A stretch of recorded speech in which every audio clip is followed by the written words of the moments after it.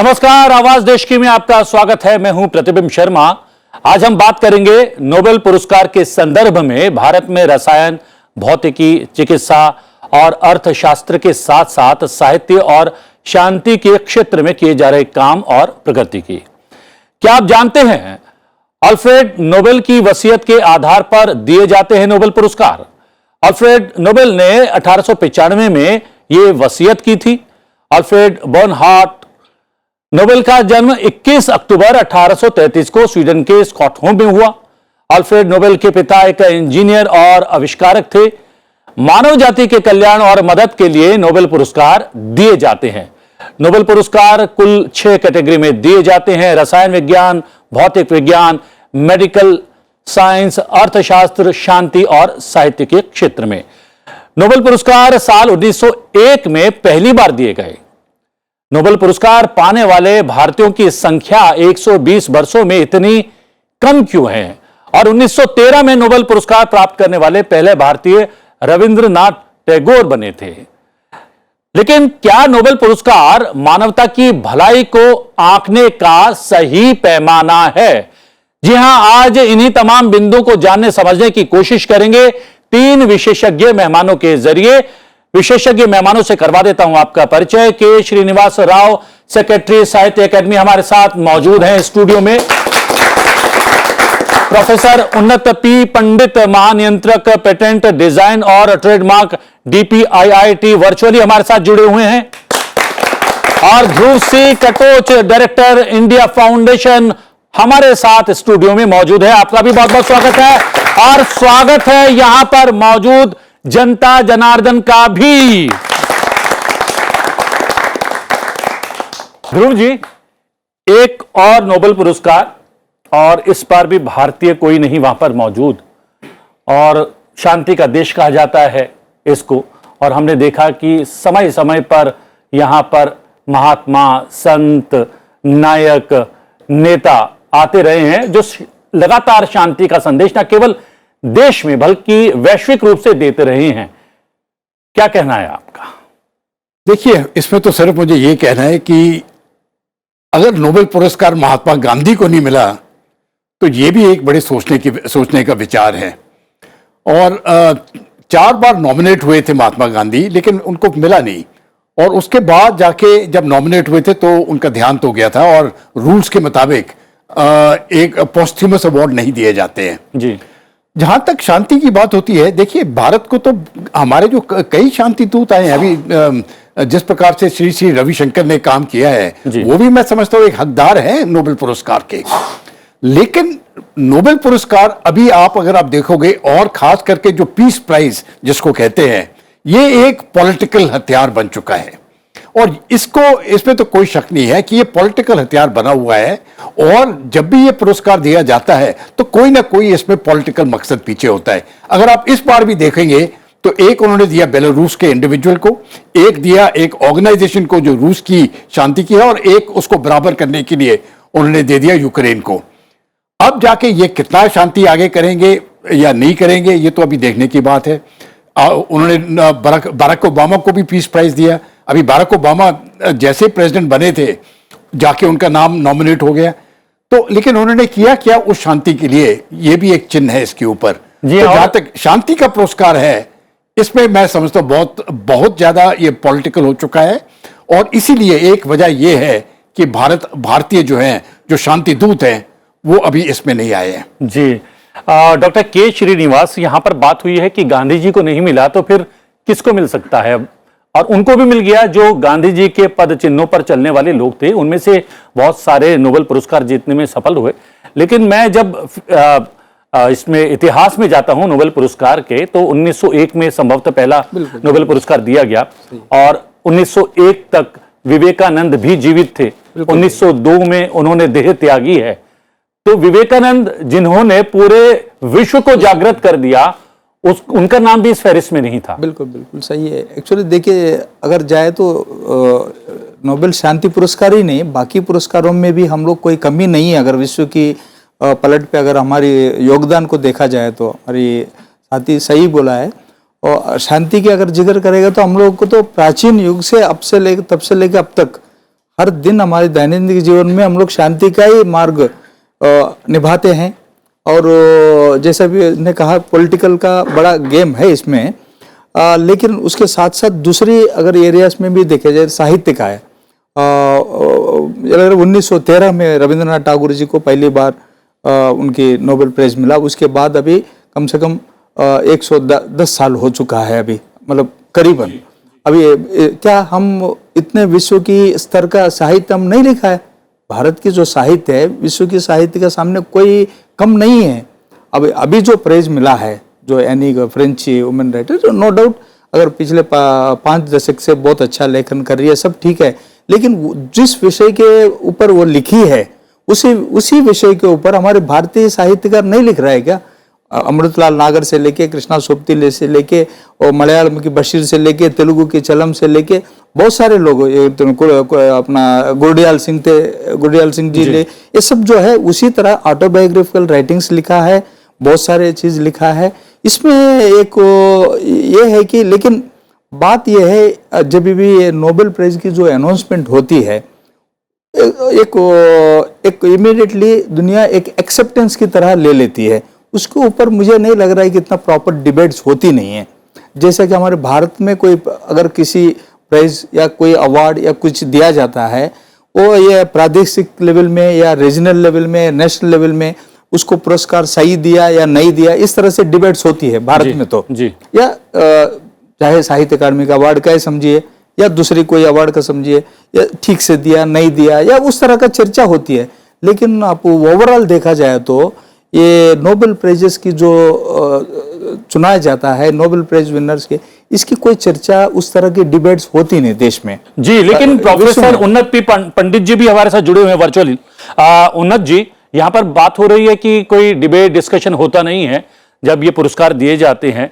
संभवतः इसको लेकर अपना प्रोटेस्ट भी दायर करना चाहिए और डिबेट डिस्कशन भी करना चाहिए।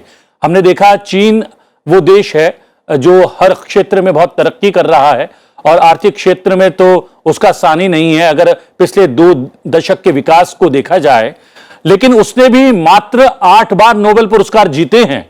तो क्या हमें प्रोटेस्ट दर्ज करना चाहिए, हमें चर्चा करनी चाहिए, या वहां तक उस कमेटी तक बात पहुंचानी चाहिए कि आखिरकार हम में कमी कहां है, या सचमुच में हमें अपनी कमियों को खोजना चाहिए? मैं मानता हूं कि नोबेल पुरस्कार अंतिम लक्ष्य नहीं है।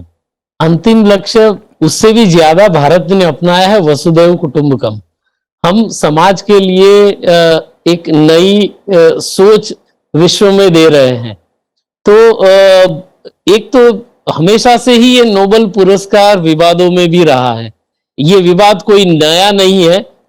हमेशा से जो लोग कार्य करते हैं उससे ज्यादा ही कुछ बायस्ड ओपिनियन लेकर भी कई बार इसके ऊपर चर्चाएं हुए।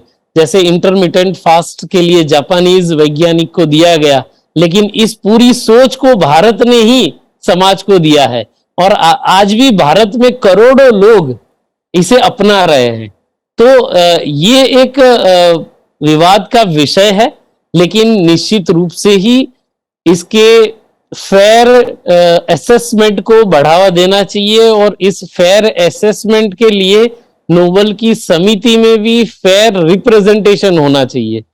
वैश्विक स्तर पर अलग अलग देशों से अलग अलग विकास के लिए काम करने वाले विषयों के ऊपर उन सबका समान प्रतिनिधित्व कैसे रहे, इस विषय पर भी जोर देना चाहिए।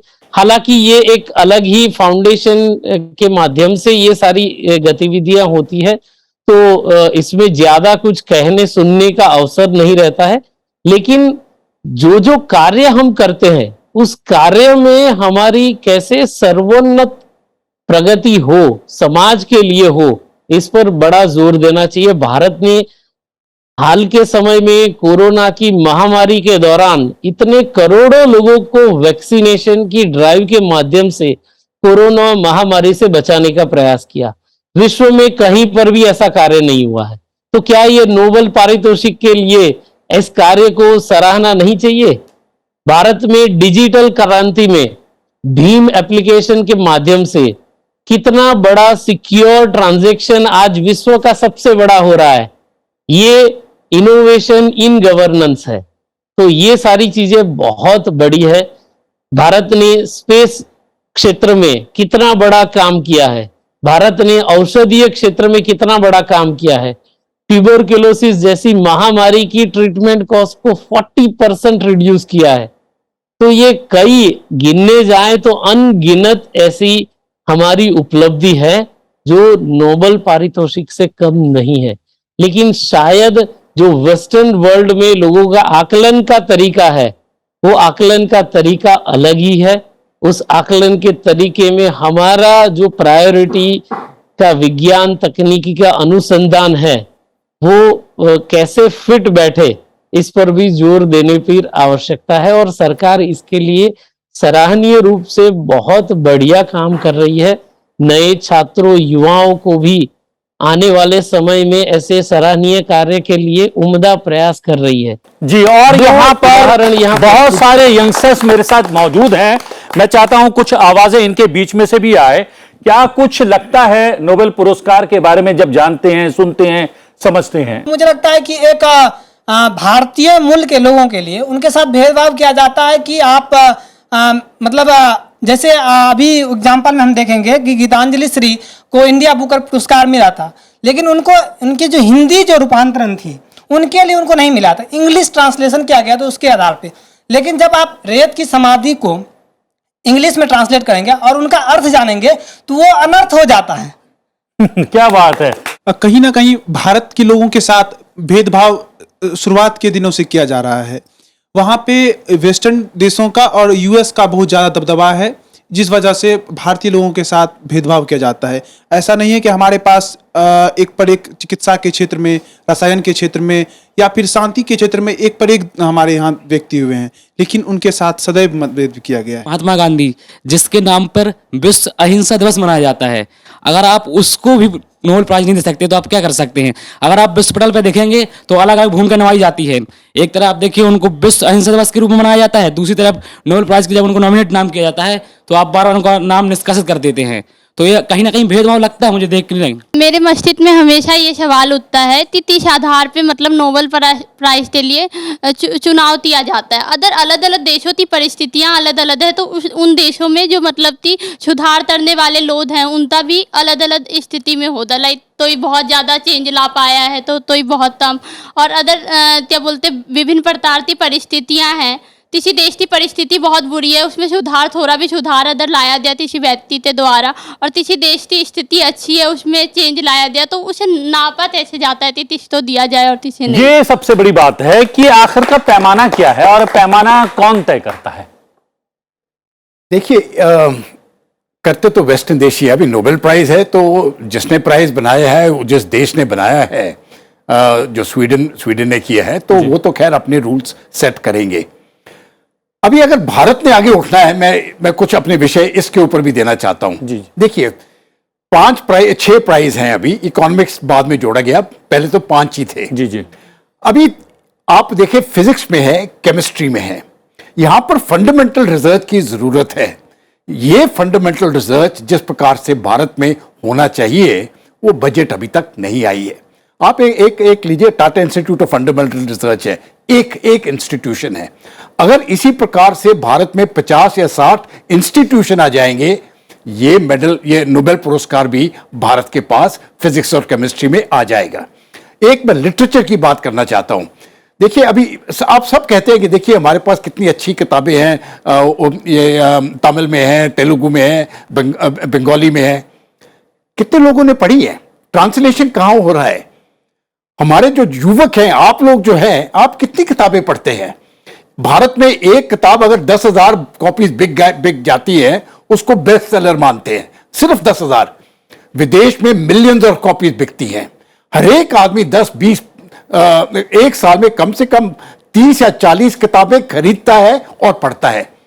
भारत में तकरीबन पढ़ने वाले की संख्या जो है वो तकरीबन 0 है। अब किसी भी लाइब्रेरी में जाओ, पढ़ने वाले कोई नहीं है। तो एक तो हमारे जनता को भी जागरूक होने की जरूरत है, और जो हमारे लेखक हैं और हमारे बहुत ऊंचे दर्जे के लेखक हैं जो रीजनल लैंग्वेजेस में काम करते हैं, उनके शब्द जो हैं हर एक भाषाओं में ट्रांसलेट करना, खास करके इंग्लिश में ट्रांसलेट करना, और अगर तब वो उस प्रकार का लिटरेचर जाएगा नोबेल अवार्ड्स के लिए, तो मुझे लगता है कि कभी ना कभी फिर हमारा भी नंबर इसमें आ जाएगा। हमको भी अपनी तरफ से भी देखना चाहिए कि हम इसको कैसे कर सकते हैं। के श्रीनिवास राव, जितना मैं समझ सका हूं कि हमें दूसरे की लकीर को छोटा नहीं करना है बल्कि अपनी लकीर को बड़ा करना है, उसके प्रयास थोड़े कम हो रहे हैं क्या, चाहे वो साहित्य का क्षेत्र ही क्यों ना हो? बिल्कुल, मैं इनकी बातों से बिल्कुल सहमत हूँ, क्योंकि ये हम लोगों में अपनी मातृभाषा में भी कितना लोग पढ़ रहे हैं। एक तो है जब विश्व की पलट पे हम जाना है तो कभी तो उसको अंग्रेजी अनुवाद की बहुत ज़रूरत है ये, लेकिन हम लोग मातृभाषा में भी कितना लोग किताब पढ़ रहे हैं, वो उसकी भी थोड़ा स्तर कम हो गया।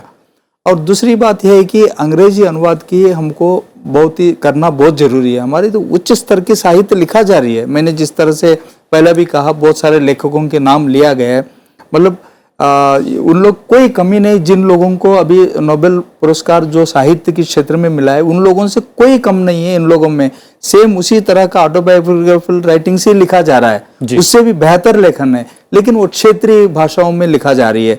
लेकिन उसको अंग्रेजी में, जैसा कि अभी हमारे एक युवा इसने कहा है, गीतांजलि श्री को बुकर प्राइज की जो मिला है, हिंदी को नहीं मिला, उसका अंग्रेजी अनुवाद को मिला है, और उसका मतलब भी उसने बहुत ही सराहनीय करना चाहिए उस तरह। लेकिन हम लोग उसमें थोड़ा सा हम लोग प्रेजेंटेबल जो प्लेस है, मतलब हमारी हर चीज का हमारा माहिर है हम, लेकिन उसको हम प्रेजेंट नहीं कर पा रहे हैं विश्व के स्तर पर। लेकिन ये तो साहित्य की बात हो गई ना प्रोफेसर उन्नत, यहाँ पर ये तो साहित्य की बात हो गई है कि हमें अपनी रीजनल जो लेखनी है उसको थोड़ा सा विश्व के सामने लाने के लिए उसका ट्रांसलेट अंग्रेजी में या उसका अनुवाद अंग्रेजी में करना जरूरी है। ये तो हो गई साहित्य की बात, लेकिन और दूसरे विषय हैं, आर्थिक विषय है और चिकित्सा क्षेत्र का विषय है, जिसका जिक्र आपने किया कि किस तरीके से कोरोना महामारी के दौरान एक नायक के तौर पर भारत उभर कर सामने आया है, और उसने न केवल अपने लोगों को जो है इस महामारी से बचाने के लिए टीका जो है वो इजाद किया, बल्कि पूरे विश्व तक पहुंचाया, उन गरीब देशों तक पहुंचाया जिनकी पहुंच में नहीं था। उसके बावजूद भी इस क्षेत्र में भी हमारा चुनाव नहीं किया गया, हमें कंसीडर नहीं किया गया। देखिए, ये प्राथमिकता का विषय है, उनकी प्राथमिकता है नहीं है, उनकी प्राथमिकता है कुछ और, जहां कैसे वो वेस्टर्न वर्ल्ड का रिसर्च है उसको ग्लोरीफाई करके विश्व के सामने ला सके। हमारी प्राथमिकता है समाज के अनुसंधान, सामाजिक अनुसंधान को बढ़ावा देना, विश्व के हर व्यक्ति के लिए कैसे विज्ञान प्रौद्योगिकी का उपयोग हो। जैसे कि सैटेलाइट और कम्युनिकेशन टेक्नोलॉजी की बात करें तो आज उसी के दम पर हम विश्व में सबसे सस्ती कम्युनिकेशन, टेलीफोनिक कम्युनिकेशन और इंटरनेट की क्रांति ला सके हैं, और आज हर गांव तक इंटरनेट पहुंचाने का भी हमारा लक्ष्य कुछ ही समय में पूरे होने वाला है। तो ये एक अलग ही प्रकार का हमारा उम्दा कार्यक्रम है जो लोगों तक पहुंचाने वाली बात है, और इसे पहुंचाने के लिए हमने इंटरनेट में सैटेलाइट के प्रारंभिक अनुसंधान से लेके आज सैटेलाइट लॉन्च व्हीकल तक और मल्टीपल सैटेलाइट को एक ही लॉन्च व्हीकल में अंतरिक्ष में पहुंचाने तक की एक महान सिद्धि हासिल की है। ये किसी नोबेल पारितोषिक से कम नहीं है, उससे कई गुना ज्यादा बड़ी सिद्धि है। और इस लॉन्च व्हीकल को अमेरिका, जापान जैसे विविध देश आज अपने सैटेलाइट को लॉन्च करने के लिए भारत के पास आ रहे हैं। तो ये कोई छोटा काम नहीं है। विज्ञान प्रौद्योगिकी में हम विश्व के इन अनुसंधान की क्षमता से कई ऊपर काम कर रहे हैं। हाँ, ये है कि हमारे रिसर्च को प्राथमिकता नहीं दी जा रही है। दूसरा, जो बेसिक साइंस की बात की थी, बेसिक साइंस में भी हमें कुछ अच्छा अनुसंधान करना है। जैसे एक मैं यहाँ कैविटेशन टेक्नोलॉजी की बात करना चाहूँ तो एक स्टार्टअप ने ये बहुत बढ़िया अनुसंधान किया है आज समग्र विश्व स्वच्छ पीने की पानी समस्या से जूझ रहा है। और भारत में, पूरे मध्य भारत में microbial contamination ground water level पर बहुत ज्यादा है। और जैसे जैसे ग्राउंड वाटर लेवल नीचे जाता है, माइक्रोबियल कॉन्सेंट्रेशन बढ़ रहा है। उन्होंने कैविटेशन टेक्नोलॉजी के माध्यम से एक नया ही वाल्व इजाद किया है, जो एयर मतलब बबल के माध्यम से माइक्रोब्स को ट्रैप करता है, और बबल ज्यादा सरवाइव नहीं करने का कारण एक्सटर्नल प्रेशर से वो बबल बस्ट होता है। वो इतनी एनर्जी प्रोड्यूस करता है कि माइक्रो ऑर्गेनिज्म वहां मर जाए। अब ये कटिंग एज फिजिक्स है, cutting edge health care science है, और कटिंग एज एनवायरमेंट और क्लाइमेट से जुड़ी हुई बात है। अभी इस बढ़िया अनुसंधान का करोड़ों लोगों तक पहुंचाने का हमारा प्रयास भी है। हमने इसके कई ऐसे परीक्षण भारत में किए हैं, और आज इस टेक्नोलॉजी को विश्व में भी देने की बात चल रही है। अफ्रीका जैसे कंट्री में हमारी टेक्नोलॉजी कुछ ही समय में वहां पहुंचने पर बात चल रही है, और वहां कुछ परीक्षण भी चल रहे हैं। उन्नत जी, मैं एक बात जानना चाहूंगा, उन्नत जी बात जानना चाहूंगा, जिस अनुसंधान की आपने यहाँ पर बात की है वो अपने आप में बेशकीमती है, कमाल का है। तो क्या कुछ इसका प्रमोशन भी होता है, कुछ मार्केटिंग होती है कि उस कमेटी तक ये बात पहुंच पाए कि भारत में भी अनुसंधान हो रहा है, अलग अलग क्षेत्रों में काम हो रहा है? उसका कोई माध्यम भी है क्या? क्या वो माध्यम की कमी रह जाती है कि हम लोग नोबेल तक नहीं पहुंच पाते हैं? कहीं ना कहीं ऐसा हम कह सकते हैं कि माध्यम की कमी है, और जागरूकता की भी कमी है। इसके अवेयरनेस प्रमोशन पर भी हमें काम करना होगा, ताकि, और दूसरा, हमारे वैज्ञानिक समाज आधारित अनुसंधान पर ज्यादा से ज्यादा जोर दे, क्योंकि ये हमारी एक, कह सकते हैं, यूएसपी है भारत के विज्ञान प्रौद्योगिकी की। हमने कभी भी सोचा है तो खुद किसी छोटे समूह के लिए नहीं, विश्व के लिए सोचा है, बड़ी समस्याओं के लिए सोचा है, और इन समस्याओं के समाधान को ढूंढने के लिए सोचा है। तो इसकी जागृति करने से शायद हम आने वाले समय में नोबेल पारितोषिक के काफी करीब पहुंच पाएंगे। जी जी, यहाँ पर युवा मौजूद हैं। यहाँ पर युवाओं ने ये बात कही है कि कहीं ना कहीं भेदभाव का शिकार भारत होता है, कहीं कहीं जो है हमें उस तरीके से पहचान नहीं दी जाती है जिसके हम हकदार हैं। लेकिन क्या हम इसको खारिज कर दें, इस नोबेल पुरस्कार का मापदंड है, या फिर हमें इस मापदंड को सामने रखकर अलग अलग क्षेत्रों में, जिन विशेष रूप से 6 क्षेत्रों में ये पुरस्कार दिया जाता है, उसमें काम करने की जरूरत है? जो रिसर्च बहुत इंपॉर्टेंट है। नोबेल प्राइज एक मापदंड है हर एक क्षेत्र में कि कितना विकास उस क्षेत्र में हो रहा है, कितनी रिसर्च उस क्षेत्र में हो रही है।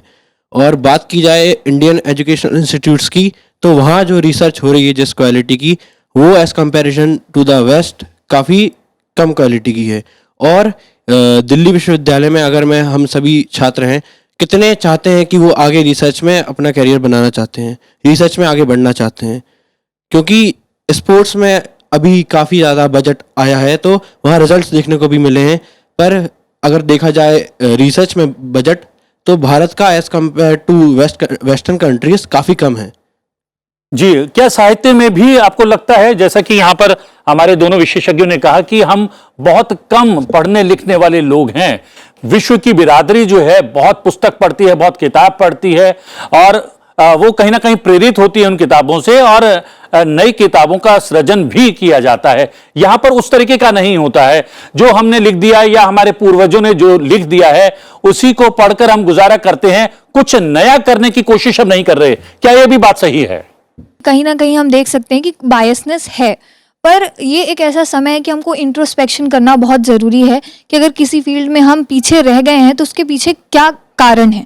अपने मतलब हम बाहर क्या कमी रह गई हम वो तो देख रहे हैं, पर अंदर क्या कमी रह गई है उसको देखना भी बहुत ज़रूरी है।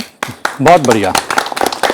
अंदर की कमी आपने भी इस और इशारा किया है, लेकिन क्या आपको लगता है कि साहित्य सृजन में कहीं ना कहीं गुणवत्ता वो कम हुई है? उसमें गुणवत्ता की कमी की नहीं बोल रहा हूँ मैं, गुणवत्ता तो है ही है, लेकिन उसको हम लोग प्रेजेंटेबल नहीं कर पा रहे हैं, विश्व स्तर पे प्रेजेंटेबल नहीं कर पा रहे। क्योंकि अभी देखिए वो बुकर प्राइज है और बहुत सारे पुलित्जर प्राइजेस भी हमारे भारतीय लेखकों को बहुत सारे मिला हुआ है। अभी जैसे अभी नोबेल प्राइज विनर जो एनी जी को शी वॉज मतलब वो सिर्फ बुकर प्राइज को नॉमिनेट हुआ है, सिर्फ उनको बुकर प्राइज नहीं मिला है, लेकिन हमारे भारतीय लेखक को मिला है, बहुत सारे लोगों को। अभी गीतांजलि श्री को अनुवाद को मिला है, और जो भारतीय अंग्रेजी लेखक को बहुत सारे लोगों को मिला है, अरुंधति राय से लेके और भी बहुत सारे लोग, अडिगा को, सब लोग को मिला है। इस हमारे भारतीय में एक समझिए सॉइल की इफेक्ट समझिए, या हम लोग का डीएनए का समझिए, हम लोग तो विश्व में किसी को भी हम लोग compete कर सकते हैं, कोई भी क्षेत्र की। अभी आप अमेरिका में मैथमेटिक्स की ओलंपियाड जब होती है, भारतीय मूल की बच्चे ही टॉप आते हैं हमेशा, आप एवरेज देखा जाए तो। क्या हम विश्व स्तर में नहीं दिख रहे? वो है हम लोग का, हमारे खून में, हमारे डीएनए में वो विश्व को मतलब compete करने का क्षमता है, लेकिन कहीं ना कहीं हम लोग को वो कमी है, वो विश्व के सामने साइंटिफिक वे में प्रेजेंटेशन जो वेस्टर्न मानती है। तो उसके लिए ध्रुव जी क्या कुछ करना बाकी है? क्या सर्जरी का हमारा नहीं हुआ? सुश्रुत से जमाने से हमारे पास है, मैथमेटिक्स यहाँ पैदा हुआ है, हर चीज की यहाँ पैदा हुआ तो है, लेकिन क्या हम उसको दुनिया के सामने लाने में कहीं ना कहीं असफल रहे हैं?